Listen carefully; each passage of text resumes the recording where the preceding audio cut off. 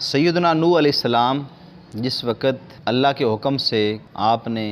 کشتی تیار فرمائی، اور کشتی تیار کر لینے کے بعد جب آپ نے اللہ کے حکم سے اس کے اندر چند جانوروں کے جوڑے اور خود تشریف فرما ہوئے، تو اللہ تعالیٰ نے طوفان کو حکم ارشاد فرمایا تو ہر طرف پانی پانی ہو گیا،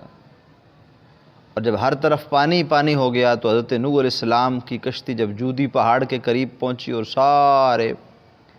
کے سارے پہاڑ بھی ڈوب گئے اور ہر طرف پانی پانی ہو گیا، تو سیدنا نوح علیہ السلام نے دیکھا کہ آپ کی کشتی نے ہچکولے کھانے شروع کر دیے۔ تو اللہ تعالیٰ کی بارگاہ میں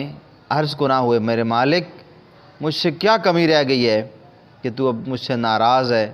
اور میرا بیڑا جو ہے وہ ڈوبنے کو ہے؟ تو آپ نے فرمایا، اللہ تعالیٰ جل شانہ احکم الحاکمین نے ارشاد فرمایا، ہاتف غیب سے آواز آئی، ندا دینے والے نے ندا دی کہ اے نوح،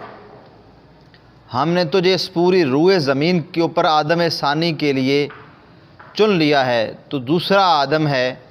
اور تجھ سے اب ساری کائنات کے اندر انسانیت کا تخم چلے گا اور انسانیت کی جو ہے وہ بقا ہوگی۔ تو تجھے پتہ نہیں ہے کہ ایک چیز تم نے باقی چھوڑ دی ہے؟ یا رب العالمین وہ کیا چیز ہے؟ فرمایا تو نے کشتی بھی بنا لی ہے اور صحیح سلامت اپنے آپ کو اس کے اندر رکھ بھی لیا ہے، لیکن تمہیں پتہ ہے کہ تم نے میرے محبوب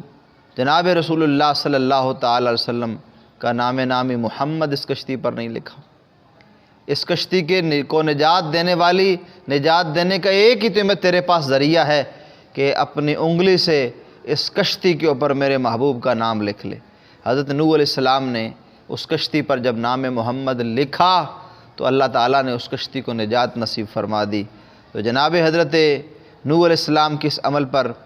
آل عشق اور آل محبت نے قلم اٹھایا اور لکھنے لگے کہ اگر جناب نوح علیہ السلام کی کشتی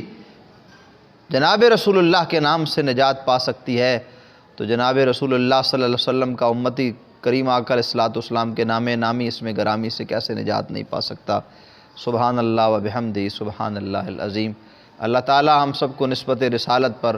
مکمل یقین رکھنے کی توفیق عطا فرمائے۔